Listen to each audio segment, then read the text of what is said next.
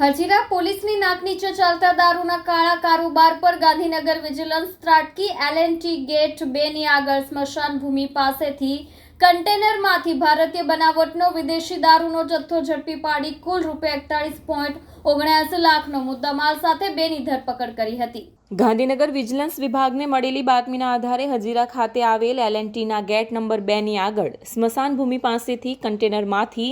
ભારતીય બનાવટનો વિદેશી દારૂનો જથ્થો ઝડપી પાડી કુલ ₹41.79 લાખનો મુદ્દામાલ સાથે બેની ધરપકડ કરી હતી। પોલીસ સૂત્રોના જણાવ્યા મુજબ સ્ટેટ વિજિલન્સ ટીમના હેડ કોન્સ્ટેબલ નિખિલેશ ભાનુપ્રસાદને ખાનગી બાતમી મળી હતી કે દમણથી સંદીપ કલ્યાણજીએ Tata truck number MH04 EY 2163 કન્ટેનરમાં મોટા પાયે ભારતીય બનાવટનો વિદેશી દારૂનો જથ્થો L&Tના ગેટ નંબર 2 ની આગળ સ્મશાન ભૂમિ પાસે આવ્યો છે। જે દારૂ અહીંથી જૂનાગઢ ખાતે મોકલવાની તૈયારી કરી રહ્યા છે